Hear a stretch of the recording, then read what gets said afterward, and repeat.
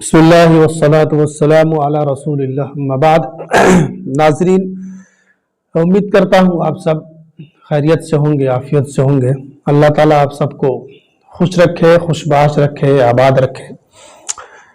اس وقت میں الجزیرہ کی بہت سی خبریں لے کر کے حاضر ہوا ہوں۔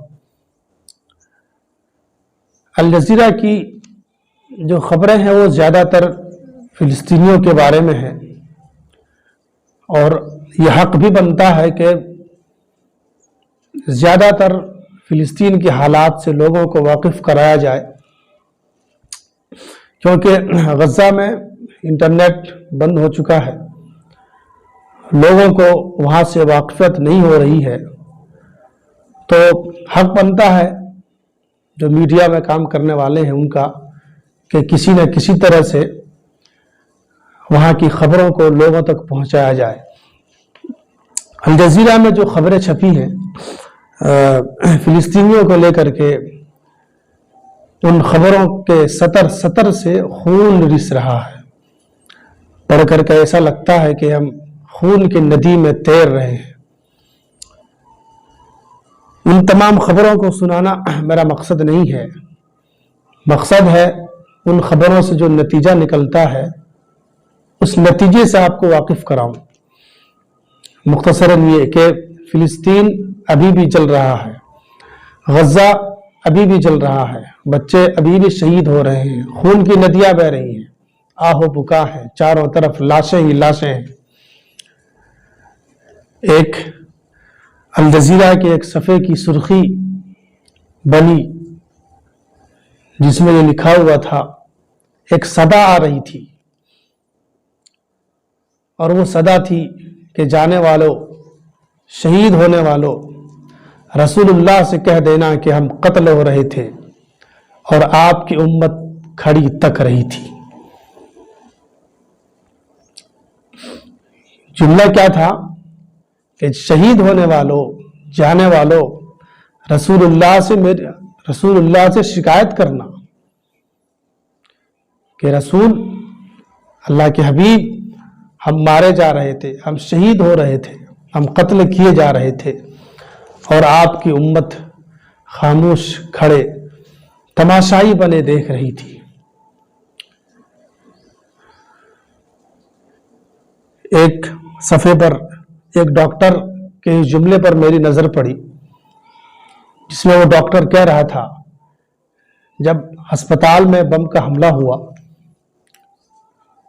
وہ ڈاکٹر بالکل جاگنے کے عالم میں تھا، اس کی روح نکل رہی تھی، اور وہ جاتے جاتے کہہ رہا تھا کہ اگر میں مر جاؤں گا تو پھر علاج کون کرے گا؟ میں مر جاؤں گا تو پھر علاج کون کرے گا؟ اللہ اکبر، اللہ حفاظت فرمائے۔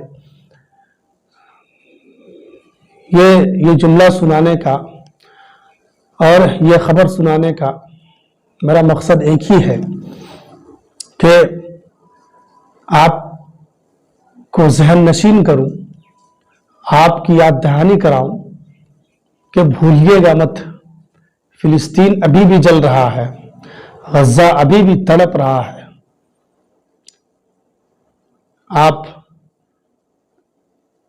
آرام کے ساتھ، سکون کے ساتھ جی رہے ہیں۔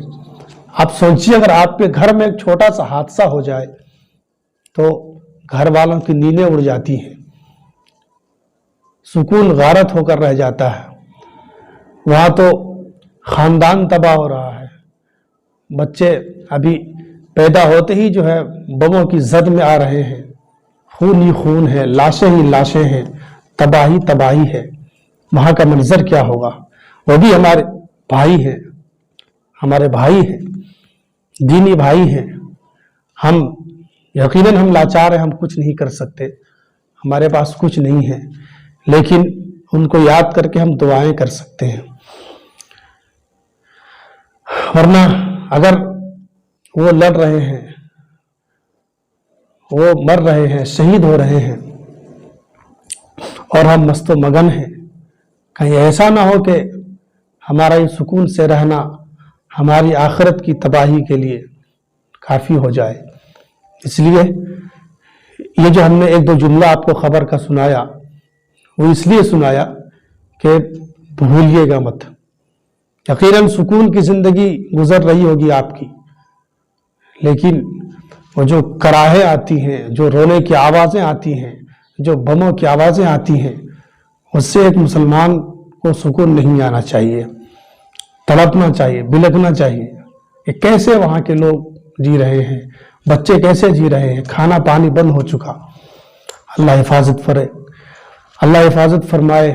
بس یہی گزارش ہوگی کہ ہمیشہ فلسطینیوں کو یاد رکھیے، غزہ کی تباہی کو یاد رکھیے، اور اللہ تعالیٰ سے دعا کرتے رہیے کہ اللہ تعالیٰ وہاں کے مسلمانوں کی حفاظت فرمائے۔